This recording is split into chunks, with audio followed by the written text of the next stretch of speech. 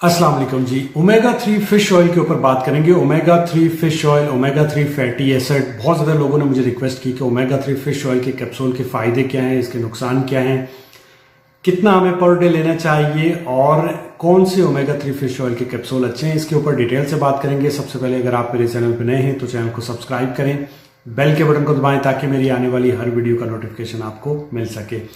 तो चलिए चलते हैं टॉपिक की तरफ। ओमेगा 3 फिश ऑयल, जब भी आप बाजार से कोई कुकिंग ऑयल लेते हैं कैनोला वगैरह, तो उसके अंदर जो है आपको ओमेगा 6 और ओमेगा 9 मिलते हैं, बट उसमें ओमेगा 3 फैटी एसिड मिस होते हैं। ओमेगा 3 फिश ऑयल उसके अंदर मिस होता है क्योंकि ये बहुत कॉस्टली मिलता है।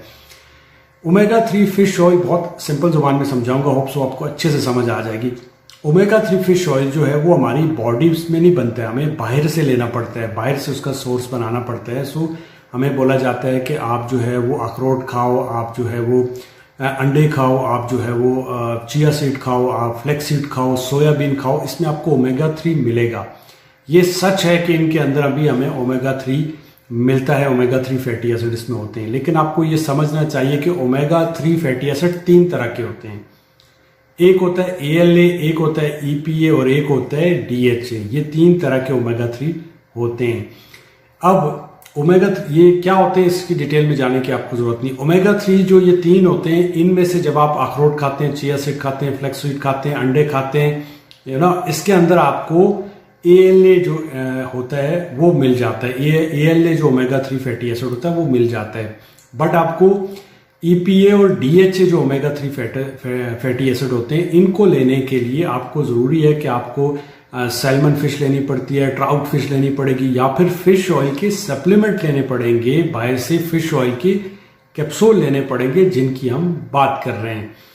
तो अगर आपको कोई ये बोलता है कि आप अखरोट खा लो, आप जो है चिया सीड खा लो, आप सोया प्रोडक्ट्स खा लो, आप जो है वो फ्लेक्स सीड खा लो, तो आपको ओमेगा 3 मिल जाएगा, तो वो बात सिर्फ एक ही करता है कि आपको सिर्फ उनसे ALA मिलेगा, बाकी आपको EPA DHA जो है वो ओमेगा 3 फैटी एसिड नहीं मिलेंगे। सो उनके लिए आपको कैप्सूल बाहर से लेने पड़ेंगे या फिर आपको फिश खानी पड़ेगी, जैसा कि मैंने आपको बताया है।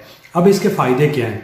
देखो, जब आप कैप्सूल खाते हो ना फिश ऑयल का, तो सबसे बड़ा जो इसका फायदा है वो ये है कि आपको हार्ट अटैक नहीं होता, हार्ट रिस्क को कम कर देता है, हार्ट की हेल्थ के लिए अच्छा है।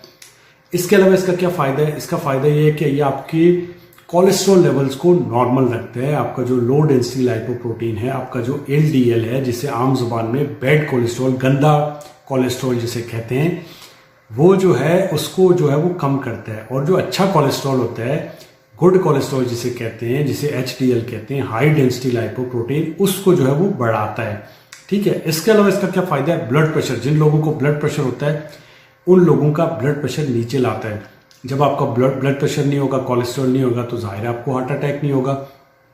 इसका एक और फायदा यह है कि ये जिन लोगों को इन्फ्लामेशन होती है, सूजन होती है जोड़ों के अंदर, सुजे होने जिन के अंदर, अगर आपको सूजे हुए हैं जोड़, तो ये आपकी स्वेलिंग को काफी हद तक कम करता है। सो बड़े लोग भी इसको इस्तेमाल कर सकते हैं, आपके घर में जो बुजुर्ग हैं। इसके अलावा इसका क्या फायदा है? इसके अलावा ये आपकी स्किन को बड़ा अच्छा करता है। जितने भी आप फिल्मी एक्टर देखते हैं ये फिश ऑयल के सप्लीमेंट इस्तेमाल करते हैं। उसकी रीजन क्या है? एजिंग को स्लो करते हैं, आपको यंग दिखाते हैं, आपकी स्किन पे ग्लो रहता है, आपको झुर्रियां नहीं बनती हैं।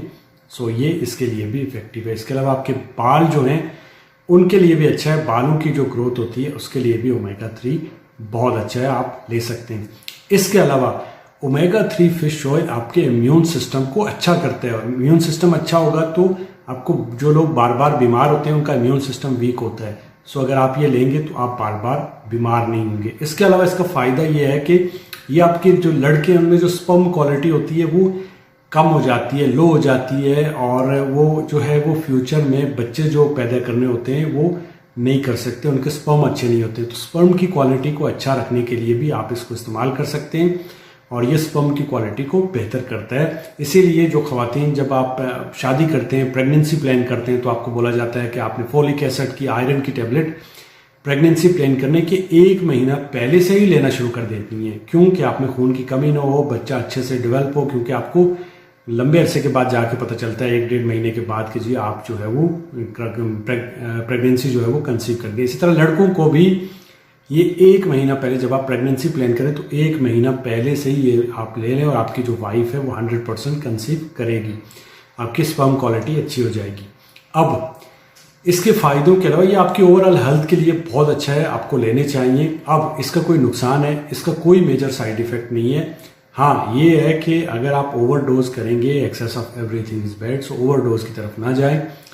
ये जो है इसका कोई नुकसान है, नुकसान में ये है कि इसकी जो टेस्ट होता है वो फिशी होता है। अगर आप खाएंगे तो आपको फिश की जो स्मेल होती है इस तरह की एक महसूस होगी। जिन लोगों को फिश से एलर्जी है वो लोग इस्तेमाल नहीं करें। अदरवाइज जो ज्यादा कंप्लेन करते हैं लोग जो फिश खाते हैं, फिश ऑयल, तो एक गर्माइश सी महसूस होती है, बॉडी में एक टेम्परेचर सा महसूस होता है, ये नॉर्मल है, इसमें कोई प्रॉब्लम नहीं है। सो इसका कोई मेजर साइड इफेक्ट नहीं है अंटिल कि आप ओवरडोज की तरफ चले जाएं।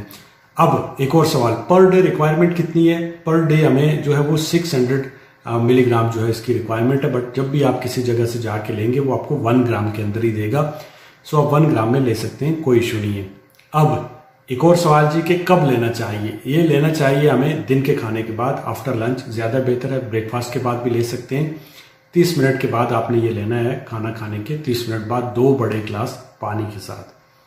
अब एक और सवाल आ जाता है कि जी फिश ऑयल के कैप्सूल कौन से बेहतर है? देखो ये जितने भी फिश ऑयल के कैप्सूल है इसमें EPA, DHA जो ओमेगा 3 फैटी एसिड है ये होते हैं और ये बहुत कॉस्टली मिलते हैं, ठीक है।